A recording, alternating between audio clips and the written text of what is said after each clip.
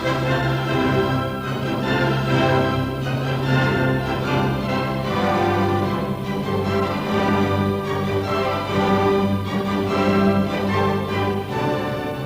than 10 years after it ended, the Vietnam War might seem a remote little affair. In fact, it was an enormous conflict, the longest war in American history, and the only one from which the USA did not emerge victorious. During it, a greater tonnage of bombs was dropped than in World War II. Hundreds of thousands of rockets were fired, and millions of cannon shells and bullets expended.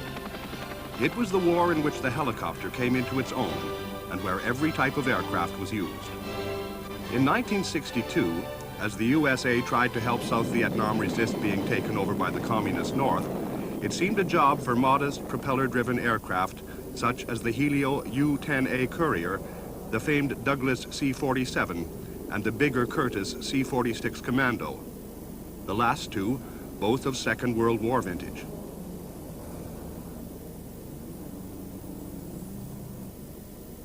There was also the agile North American T-28 Trainer and the speedy Douglas B-26B Invader, yet another World War II veteran. A special force of USAF Air Commandos was created with a new uniform which included a bush hat. After training at the Air Force's biggest stateside base, Eglin in Florida, they went to South Vietnam, where they began to train the infant VNAF, the Vietnamese Air Force.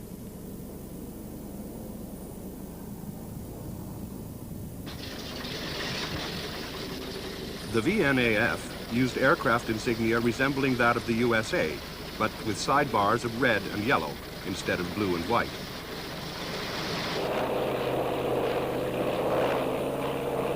Much of the early tactical instruction was done in the T-28D, a trainer with performance similar to that of a World War II fighter.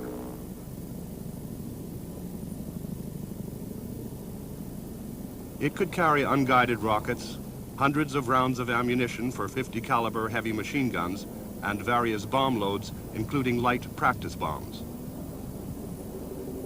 Big 5-inch high-velocity aircraft rockets and 100-pound bombs could easily be loaded onto the pylons under the wings of a B-26B.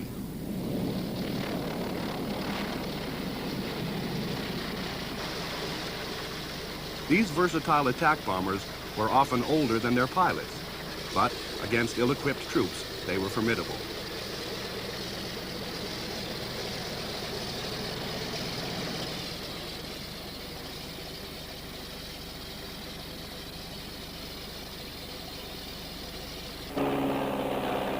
Together with the smaller T-28D, they began the process of plastering Vietnam with rockets, gunfire, and bombs, and if they could see a target, weapons delivery could be quite accurate.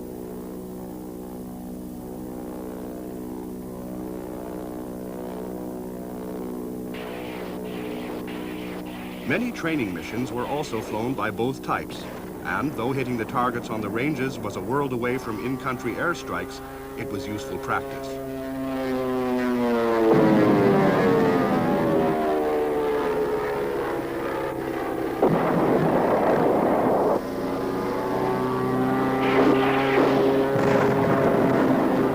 One weapon that hardly needed accuracy was napalm, a tank full of jellied naphtha and palm oil that, if it hit human skin, would go on burning even underwater.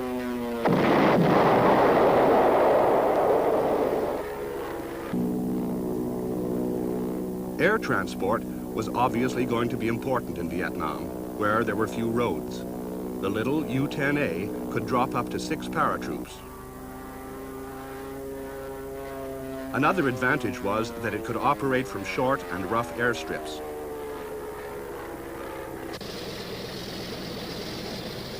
The bigger C-47 could carry far more men and equipment. It was used, particularly in the early years, for the transport of Green Beret Special Forces in support of the Vietnamese Civilian Irregular Defense Group program.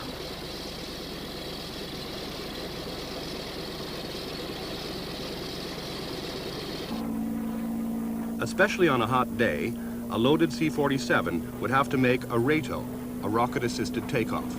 When the rockets had burned out, they would be jettisoned. As for the whale-like C-46D, This needed every ounce of thrust from its 2,000 horsepower engines to make a full load takeoff.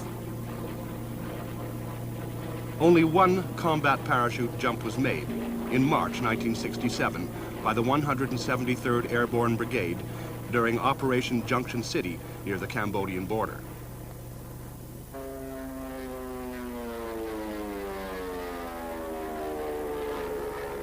Meanwhile, in the early years, the T-28Ds and the B-26s kept up their sustained attacks on the elusive enemy in South Vietnam. The U.S. was becoming progressively more involved in the war, both on the ground and in the air.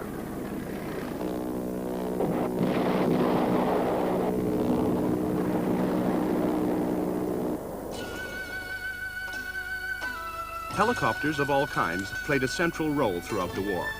The oldest were the Sikorsky H-34 piston-engined transports, and many were given to the VNAF. Powered by a 1,500 horsepower Cyclone engine, the H-34 could typically airlift 16 troops and their equipment.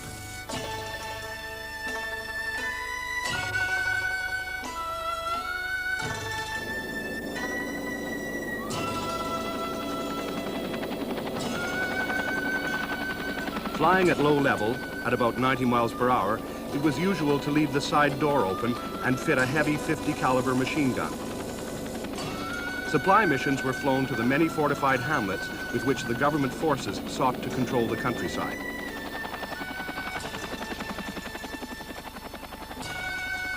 Because the hamlets were mainly in remote areas, most supplies were brought in by helicopter, and these included sacks of rice and, on occasion, camp followers.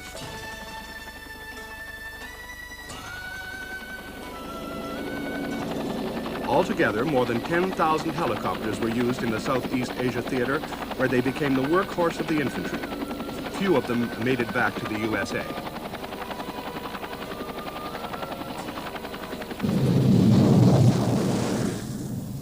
In 1965, the U.S. Air Force, which had not itself bought the neat little Northrop F-5 Freedom Fighter for its own use, leased a dozen of these supersonic machines and formed them into a unit called the Scotia Tigers. Initial training was done at Williams Air Force Base in the States, and they left for Vietnam in October 1965. 2 months later, they were in action against Vietcong positions near Saigon. The useful load of 750-pound bombs and rockets had a devastating effect against VC ambush positions along South Vietnam's highways.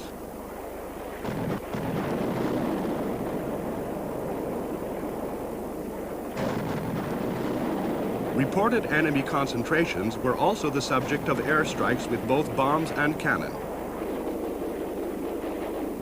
Increasingly, the U.S. involvement was becoming full-scale war.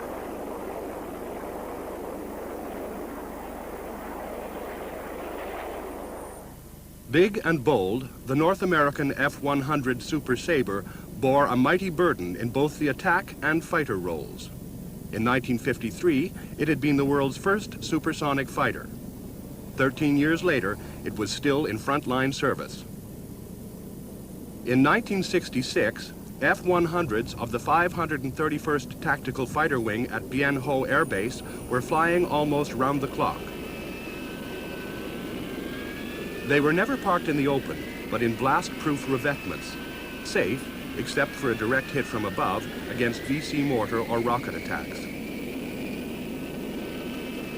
Armed with snake-eye retarded bombs, the Super Sabres were adept at low-level strike missions.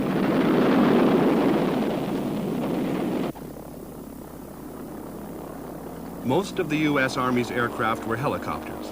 An exception was the twin turboprop Grumman OV-1 Mohawk, a battlefield reconnaissance plane with about the speed and agility of a wartime Spitfire and the ability to use short, rough airstrips.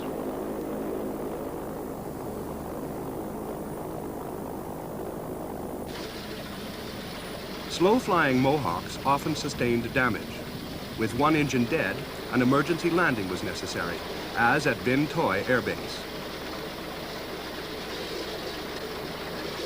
Some Mohawks carried weapons, but their main purpose was to use the big bug-eye windows and cameras to keep the generals literally in the picture.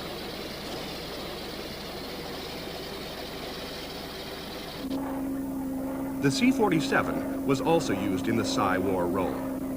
Showering the country with leaflets was part of the policy of winning the hearts and minds of the population, and especially the VC soldiers.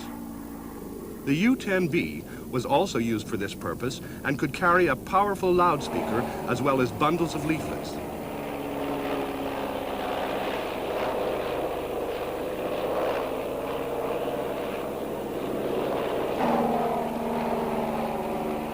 As the war went on, leaflets tended to be replaced by firepower.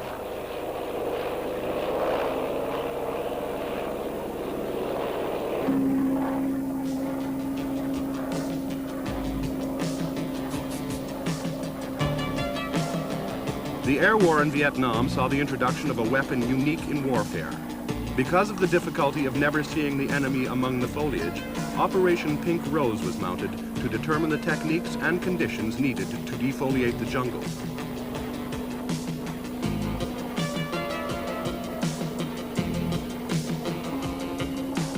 Some experiments were made to destroy the vegetation by fire. In the main, though, specially equipped UC-123B transports holding formation at low level put down wide swaths of chemical defoliant.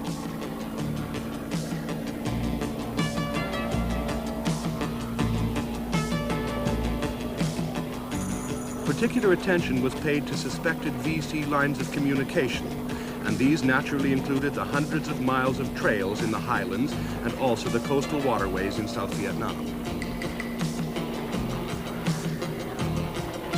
Between 1962 and 1971, over 19 million gallons were sprayed in what were called ranch hand missions.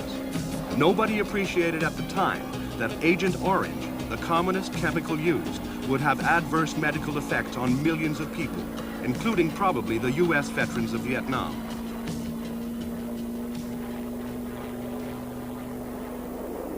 Of all aircraft in action in Vietnam, the greatest was unquestionably the McDonnell F-4 Phantom. It was first built as a high-altitude, carrier-based interceptor for the Navy and Marines.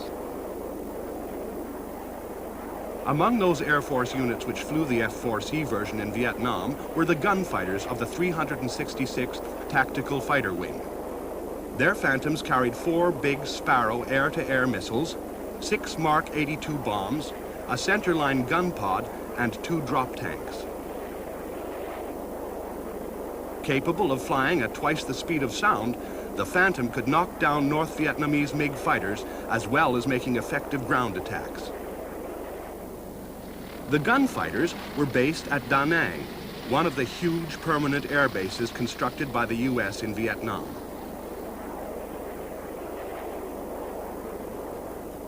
To support the war's continuous air operations, vast tonnages of bombs had to be assembled and stored.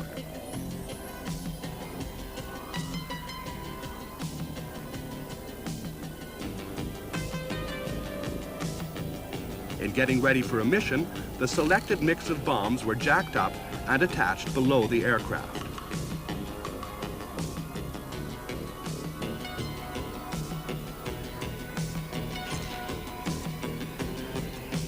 To maximize the load the aircraft could carry, special multiple pylons were often used, where 3 bombs could be fitted to the same hard point. Once the bombs were safely attached to the aircraft, the fuses were armed and fitted in the nose of each weapon.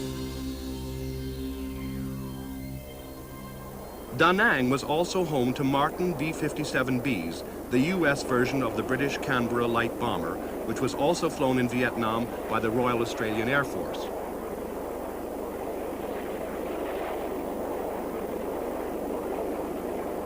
B-57s put down 1,000-pound bombs on targets in both North and South Vietnam and could also strafe targets with their 4 20mm cannon.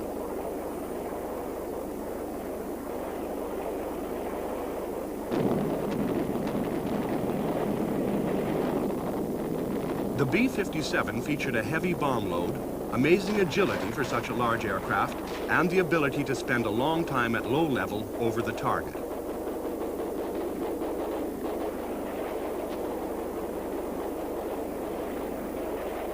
A special version, the B-57G, was packed with sensors which enabled it to make precision attacks on the darkest of nights.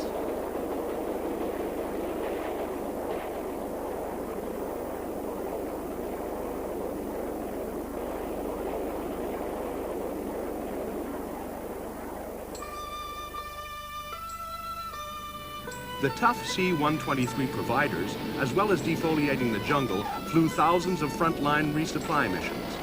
You call, we haul was their motto, and they could fly in stores and equipment and up to 61 troops. On the return trip, 56 casualties could be brought out.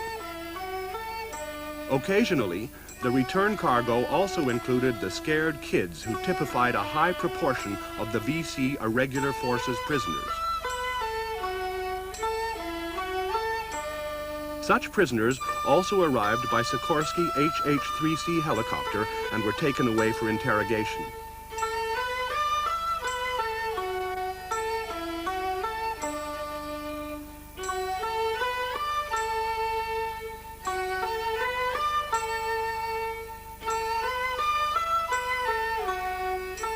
Often the C-123s were also called upon to paradrop supplies.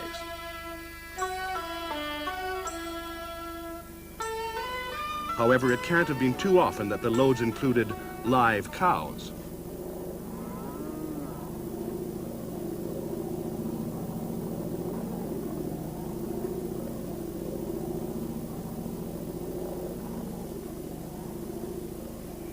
Some way off the coast of Vietnam, usually in the Gulf of Tonkin, giant carriers of the U.S. Navy made a massive contribution to American air power over Vietnam. Here, aboard the mighty USS Constellation, the windshield of a Vought A-7A Corsair II is polished, ready for another mission with a load of Mark 82 bombs.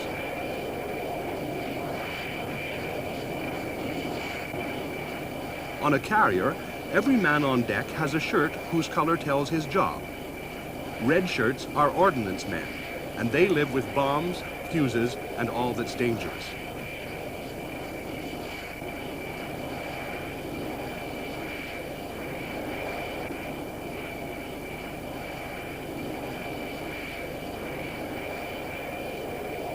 Everything on deck is choreographed like a ballet to get perhaps 90 planes loaded and blasted off in quick succession by the mighty steam catapults.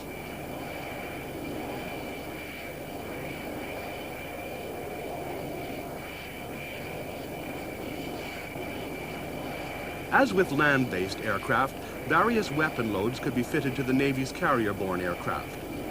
Particularly hard work was loading the pods of the massive 5-inch rockets.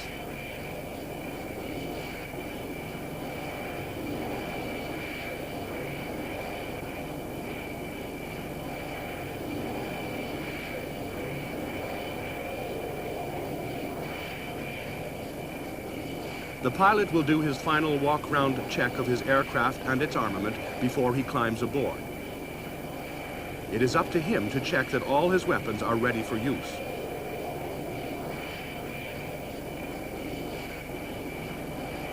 Every Navy pilot knows that a catapult launch, or cat shot, is so powerful that it would fling his loaded plane off the carrier's bows at full flying speed, even if his wheel brakes were locked. Different types of aircraft leave the carrier. An F-4J Phantom is slammed off the deck like a toy. Next is an A-4 Skyhawk attack aircraft, followed by another F-4. And then a huge RA-5C Vigilante reconnaissance plane.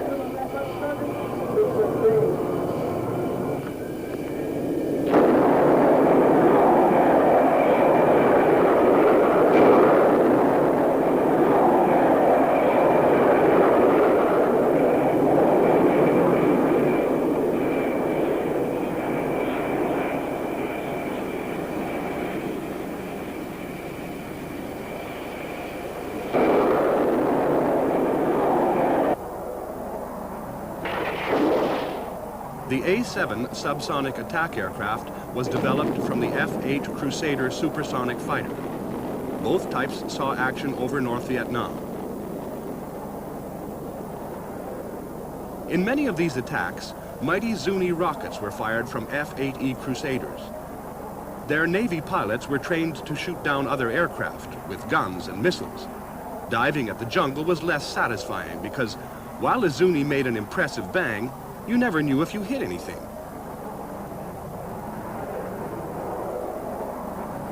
In reality, the rockets followed such an erratic course, there was never any possibility of actually making them hit a particular spot. In any case, there were always plenty of people down below firing back.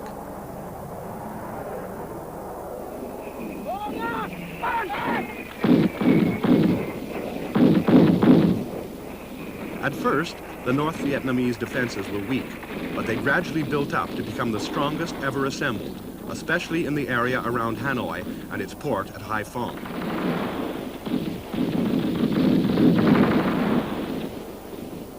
Even in the 1960s, thousands of light AA guns would fire on every attacker, just as the Soviet troops did on German aircraft in World War II. In exactly the same way, the sheer number of bullets and shells caused an unexpected number of American losses. Accordingly, the U.S. aircraft then tended to stay up about 10,000 feet, but the flak got heavier, with guns of 37, 57, 85, and even 100 millimeters caliber reaching up to them.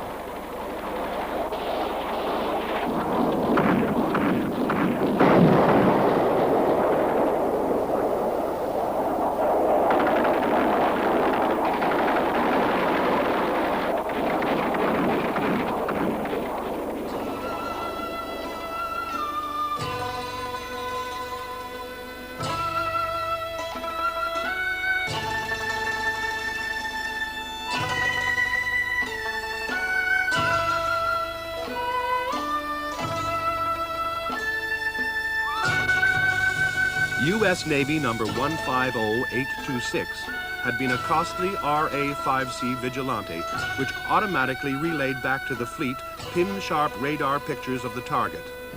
It would transmit no more.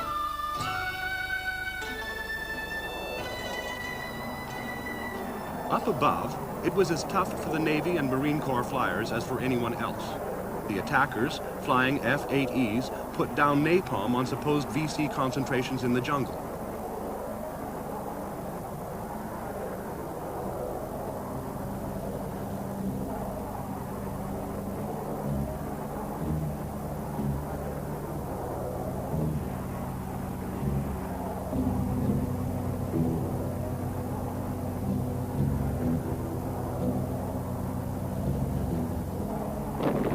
Occasionally, one of the napes would break apart, a fragment arcing high into the sky.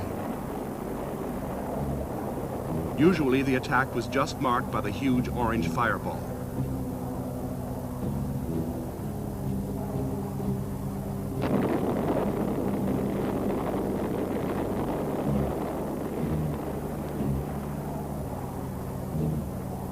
Douglas A-4C Skyhawks of Navy Squadron VA-76 were also in action, making steep diving attacks on North Vietnamese ground installations.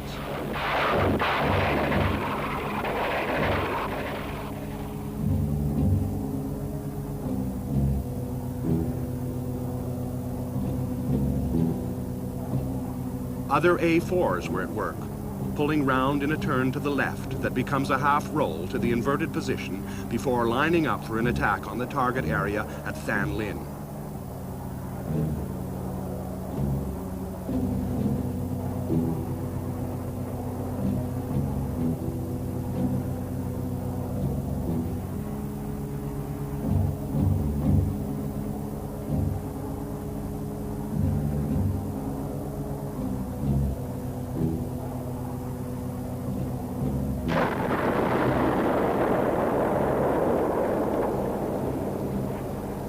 Popularly called the Scooter, the Skyhawk was a brilliantly simple jet attack aircraft which was in production from 1954 to 1979.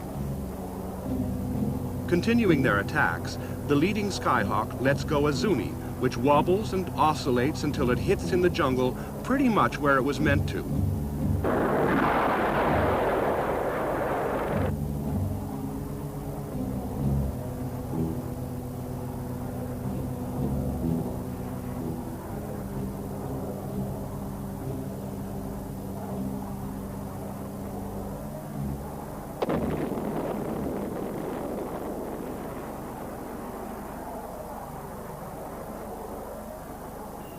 The lucky ones got back. An A-7A slams onto Constellation's deck and is brutally stopped by the arrestor cable. It was the last Navy attack mission against the North, prior to a bombing halt ordered from Washington on 20th November, 1968.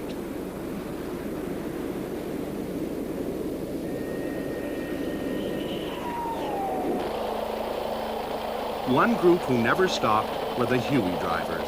The Bell UH-1, officially the Iroquois, but universally called the Huey, was the most widely used aircraft in the entire theater of war. A tough, medium-size helicopter, most of those in Vietnam had a turboshaft engine generating a little over 1,000 horsepower and could carry 14 troops or 6 litter casualties at about 113 miles per hour. Many in Vietnam were fitted with an armament scheme comprising 4 M60 machine guns, 2 on each side, and 2 7-tube rocket launchers, all firing ahead. The 2.75-inch folding fin aircraft rockets were part of the armament of the UH-1Bs of Navy Hilo Light Attack Squadron No. 3, known as the Sea Wolves, who were tasked with keeping the VC from infiltrating the canals and villages in the extensive Mekong Delta area.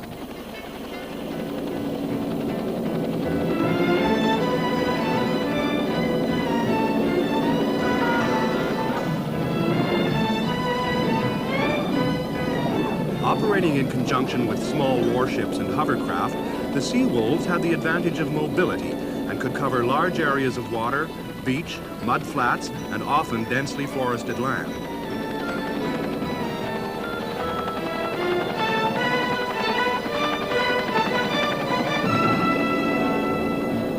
Targets, if there were any, were usually in the jungle. This was a central problem throughout the long Vietnam War. Nobody had invented a simple sensor able to detect the VC or even the regular army of North Vietnam as they stealthily moved through the thick vegetation.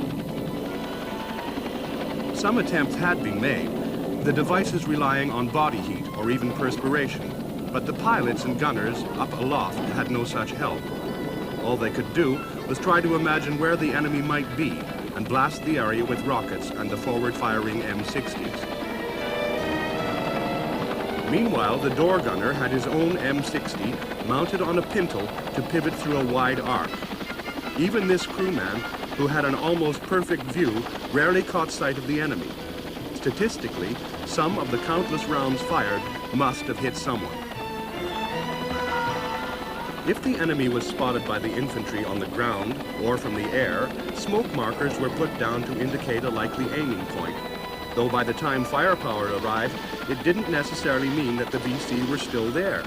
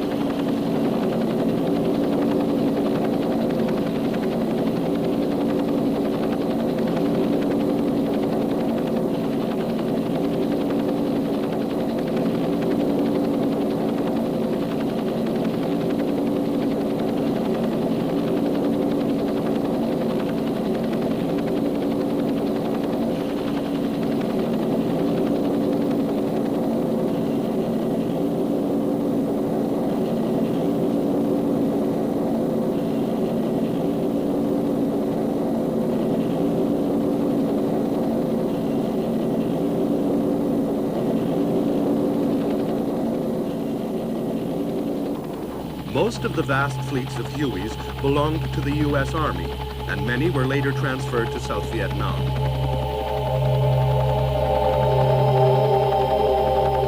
Most were used in the transport role. One constant job was the rapid evacuation of casualties, or dust-off, from jungle clearings or rice paddies.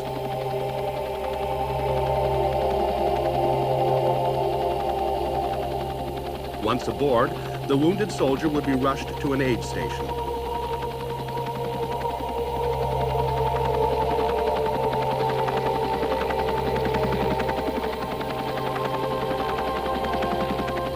A lower proportion of U.S. casualties died in Vietnam than in any war so far, and medical evacuation by helicopter had a lot to do with this.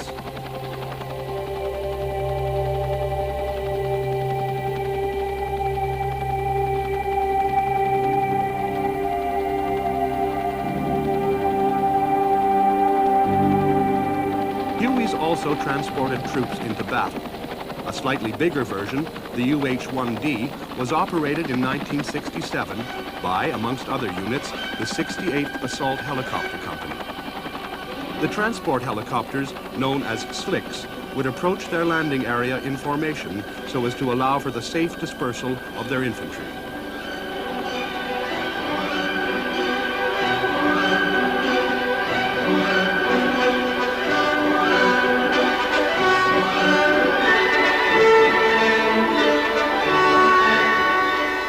Few things in war have been so overtly aggressive as the troop of helicopters thundering and clattering their way across the countryside, the door gunners firing almost continuously. The M60 machine guns often became almost red hot as they sprayed 7.62mm bullets over the rice paddies, into huts, and through the trees.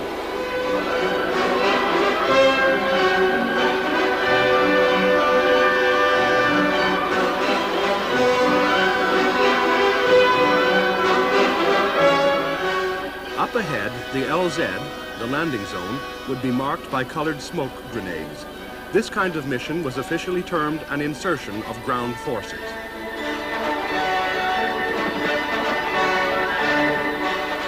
Once the infantry had left the Hueys, the aircraft would be on their way again, their machine guns hosing the surrounding countryside.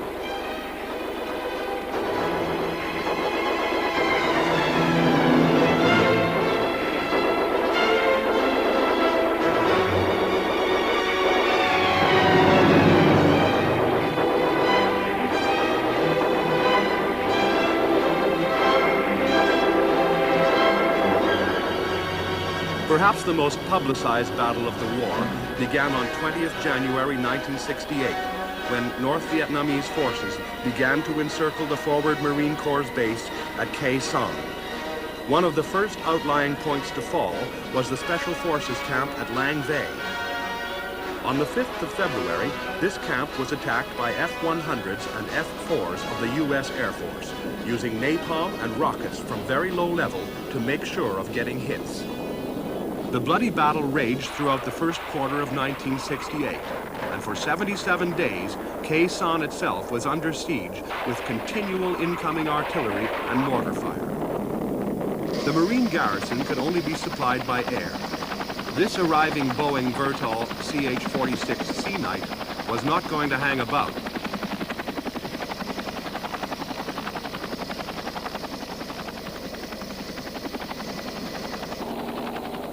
Cessna O-2A light forward air control aircraft did fly in.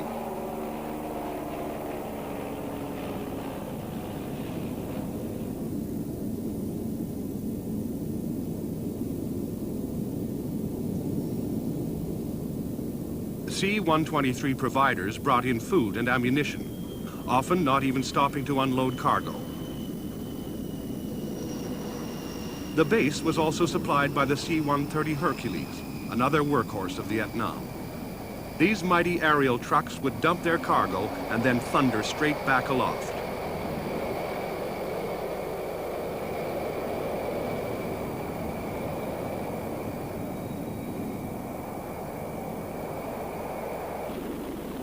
With the NV Army all around, the supersonic McDonnell RF-101C Voodoo photo recon aircraft worked round the clock.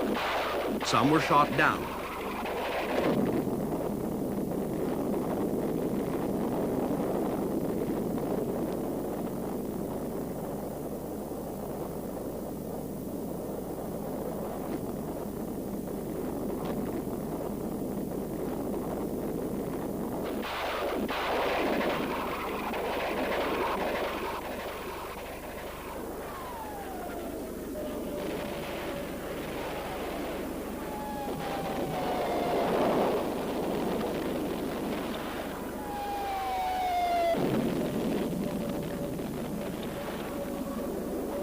Other casualties were Marine Corps A-4 Skyhawks.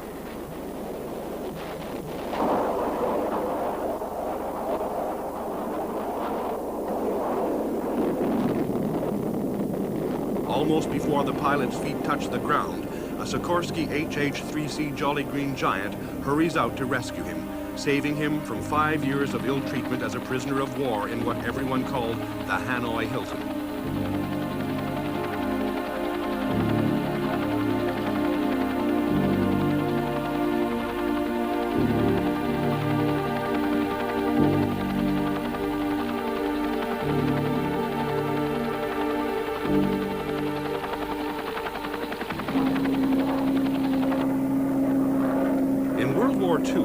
Many airdrops went down on the wrong place, making a present of vitally needed supplies to the enemy.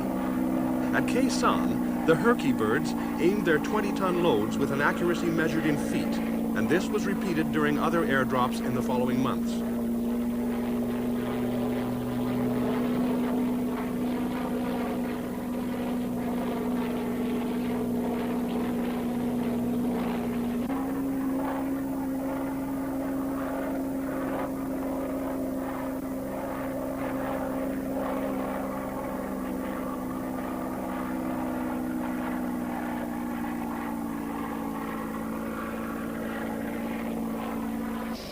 Following the raising of the siege, the Army's Sikorsky CH-54 Tarhe flying crane helicopters brought in howitzers slung underneath.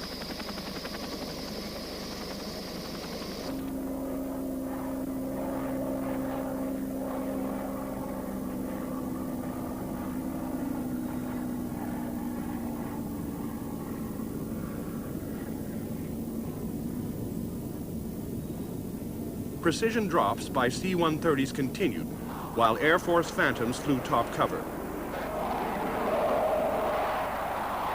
Occasionally, for example to collect casualties, C-130s had to run the gauntlet and make a landing. Full reverse thrust from the propellers on the rough dirt airstrip surrounded the big aircraft in dust, but that did little to spoil the aim of the NVA guns and mortars.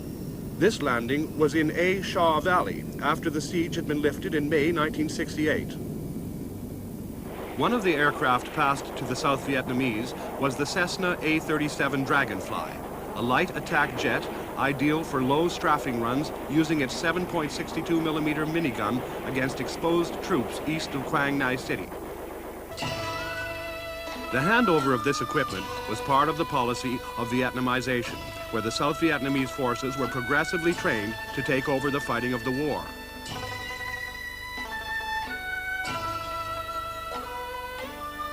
Another aircraft handed over was the 100-mile-per-hour Cessna O-1E Bird Dog light plane. This pilot is briefed for a FAC, Forward Air Control Mission, and then inspects his airplane under the eyes of a U.S. instructor, pointing out the big smoke marker rockets.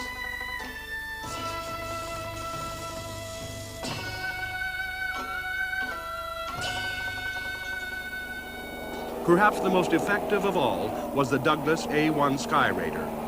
Back in 1944, the Sky Raider had been designed by Ed Heinemann, whose many other designs included the wartime B-26 Invader and the A-4 Skyhawk.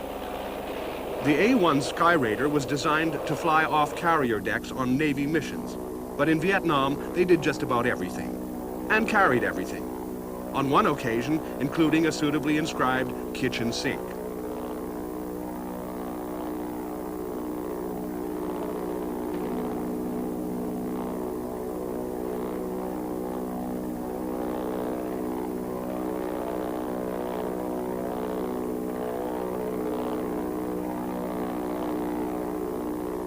Typical of VNAF Sky Raiders operations were those from Bin Tai Air Base.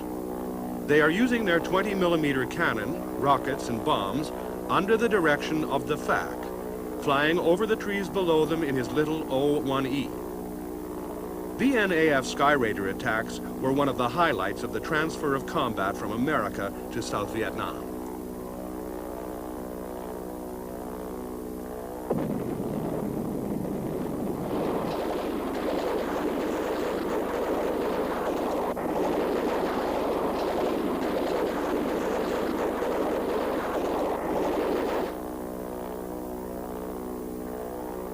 Republic Aviation's mighty Thud, properly called the F-105 Thunder Chief, was one of the most respected battle wagons of the war.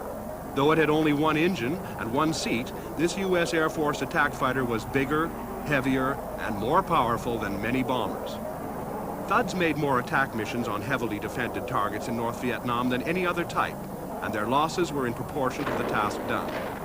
Some F-105Ds came from the 34th Tactical Fighter Squadron at Korat Air Base in Thailand. Each carried 6 M117 bombs, which actually weighed much more than the nominal figure of 750 pounds. Thud attacks were made against the rail yards at Kep, Viet Tri, and Yen Bay. Typical of the operations flown were a bullpup radio-guided missile attack on a barge 30 miles northwest of Dong Hoa.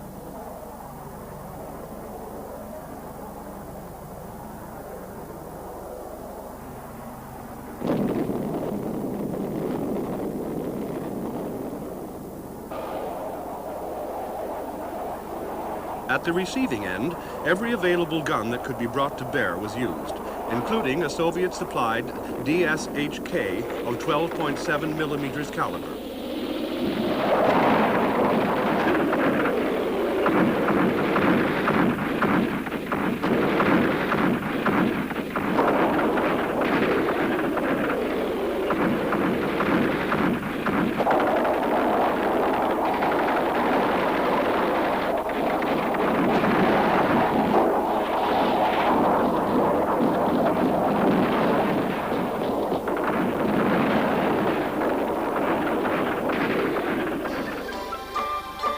As soon as there is a brief lull, all hands collect up the empties and perform essential maintenance on the guns.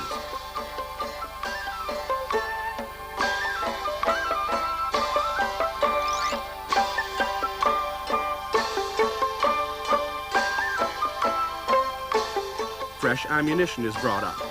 In anticipation of further raids, the protecting revetment is built stronger and higher.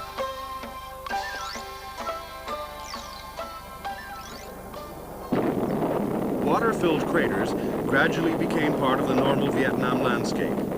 F-105s attacked the Kep, Khao Nung, and Lang Son rail yards north of Hanoi using 750-pound GP bombs. Plenty of flak was coming the other way from 37mm AA guns. Again, the Thuds hit a rail bridge in the Bac Giang complex using rockets as well as bombs.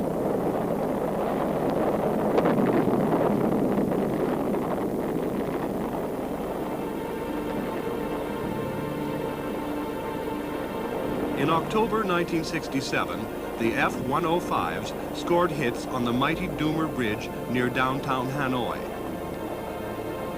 This great bridge had resisted hundreds of attacks, but fell when finally the pinpoint laser-guided smart bombs of the paveway type were brought into use. Airfields were always a target that nobody could miss, though it is not so easy to make a modern permanent airbase unusable. On this occasion, the Thuds were assigned to hit the big airbase of Phu Quien. The main weapons employed were M117 GP bombs, which each have an actual weight of around 825 pounds. This was in 1967. After 1970, no Thud or anything else would have dared loiter in this airspace for fear of getting at least one SAM, surface-to-air missile, up his jet pipe. In turn, the SAM missile and storage areas were later to become targets for U.S. air attacks.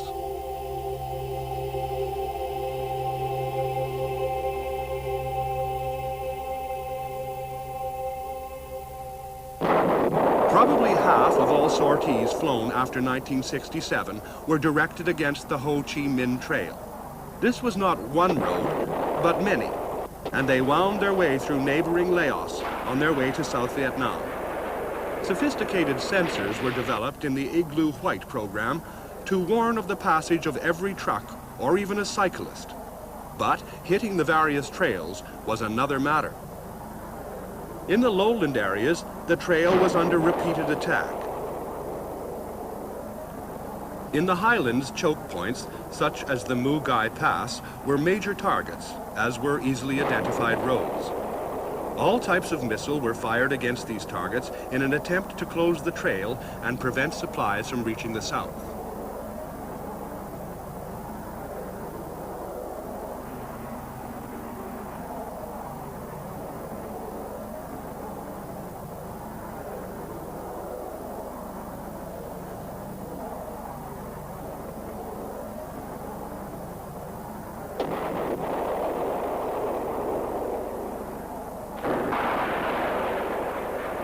Unfortunately, multi-million-dollar supersonic fighters were not the ideal weapons for stopping people walking along tracks through the rocky hills and forests.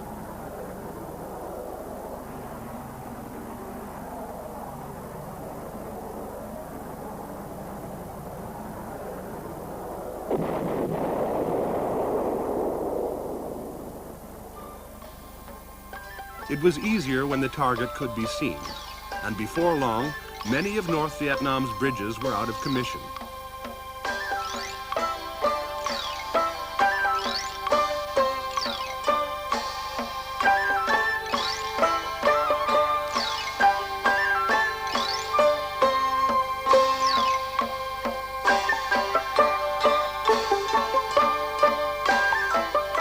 They had no neat, prefabricated military engineers' bridges. Everything was done the hard way, like the bridge of the River Kwai.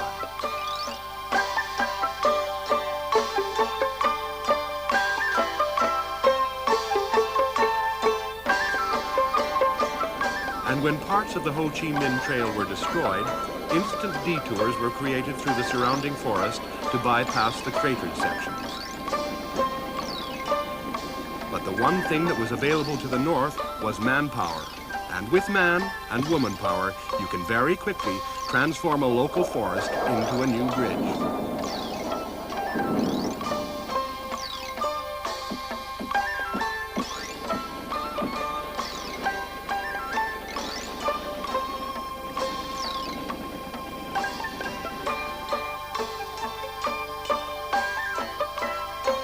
The work on the trail, or the bridges, could be punctuated by fresh attacks, usually by F-4s, flying at about the speed of sound, at altitudes too high for the hail of local flak.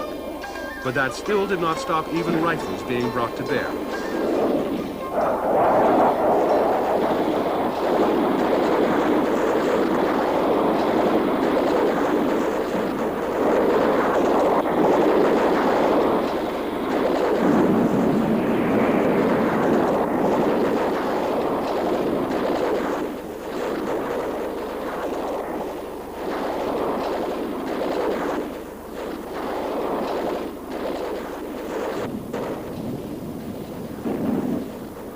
Rifles would have had even less effect upon these monsters. The Boeing B-52 Stratofortress, backbone of Strategic Air Command, played an increasingly important role in Vietnam, starting with the Arc Light missions in June 1965. Designed to carry a nuclear weapon, they were gutted and rebuilt to carry vast tonnages of ordinary high-explosive bombs. The B-52D was equipped to carry 84 bombs internally and 24 on long external pylons to a total weight of about 89,000 pounds.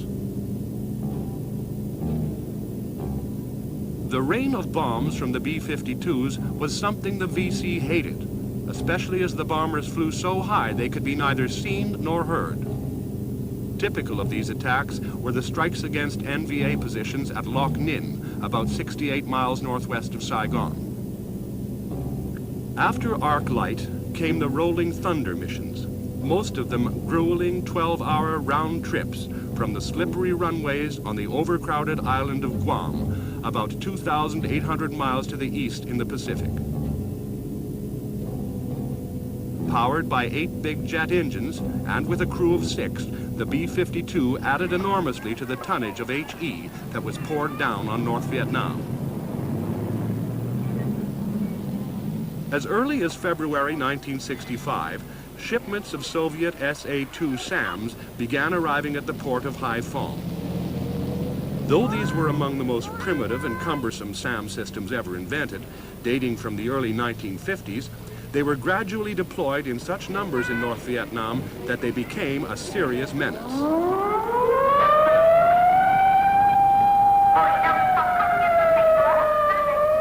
In the final Linebacker 2 raids of December 1972, roughly 1,000 SA-2s were fired, downing at least 15 B-52s.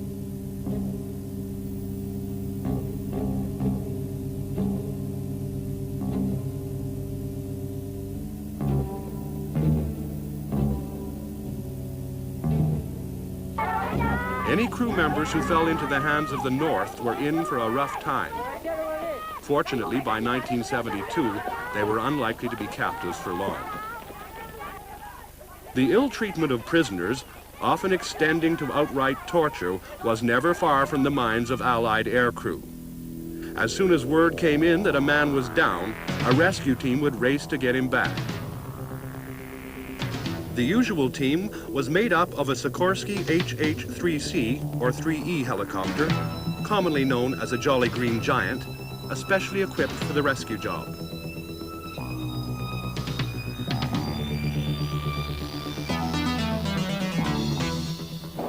It was escorted by a Sandy, a Douglas A-1E Skyraider, which combined plenty of weapons with tremendous toughness and the ability to loiter for hours at low level in support of the rescue helicopter. After careful but quick briefing, the team would scramble and head for the spot on the map, which might be in the middle of the jungle. Many flight crew had small radio beacons. If they did not, the only hope was to spot a parachute among the treetops. The winchman would go down, sometimes using a heavy device called a jungle penetrator to burst through the foliage and reach ground level.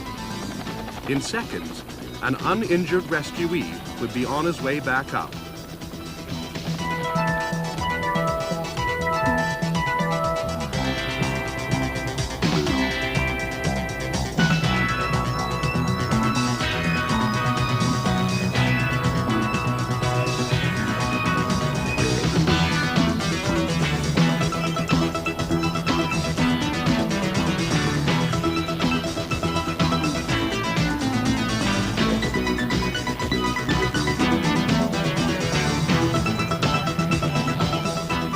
The search was then on for the second crewman, about a mile away, and with great good luck, his parachute is clearly visible.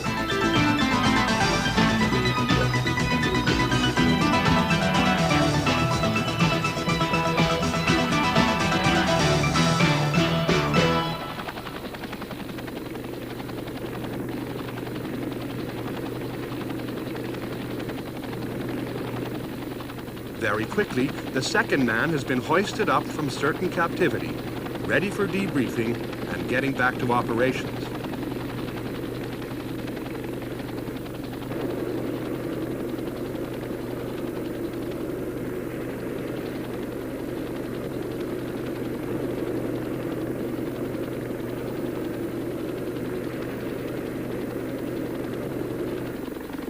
Later, Sikorsky developed a monster helicopter, the HH-53 Super Jolly, with more than double the power, extensive armor and weapons, and in its final HH-53H form, the ability to rescue pilots at night, in fog, or in a blizzard.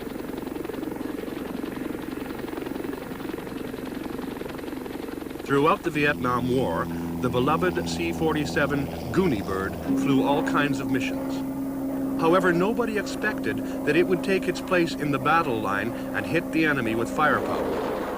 The AC-47 version, called Spooky, or Puff the Magic Dragon, was fitted with 3 7.62mm miniguns aimed from the left side windows.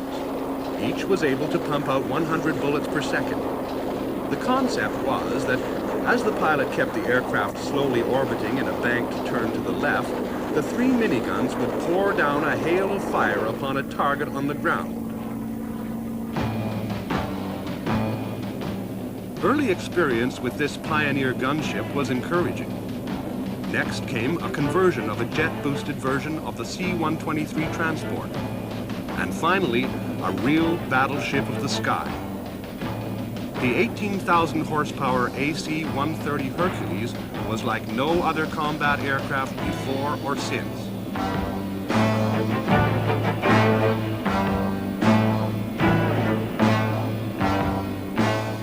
its guns still fired out to the left as the monster made slow orbits round its target.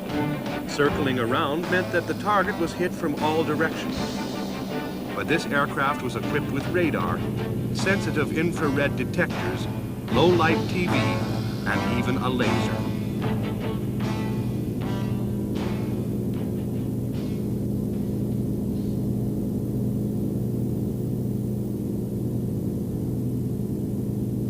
On board, the crew could see from their various screens everything happening on the ground on the blackest night or in the worst weather.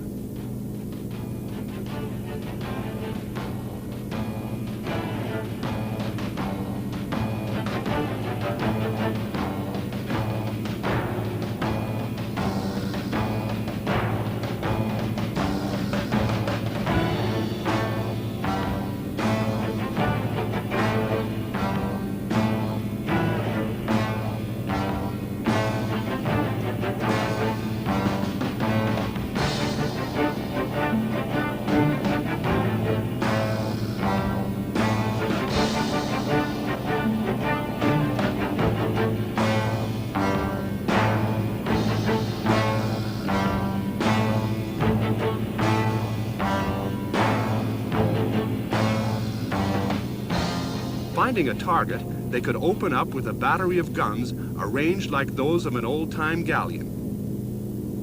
Early versions had 4 miniguns and 4 Vulcan 20mm cannon pods, but today's AC-130H has 2 Vulcan pods, a 40mm Bofors gun, and a massive 105mm howitzer. Against an enemy ill-equipped with anti-aircraft weapons, such an onslaught was totally devastating. Tens of thousands of men fought in the skies above Vietnam, and millions of rounds of ammunition were fired for very few tangible results. Almost all the aircraft were on one side, but the war was stern and hard. It is highly unlikely that such a one-sided war in the air on such a scale will ever be fought again.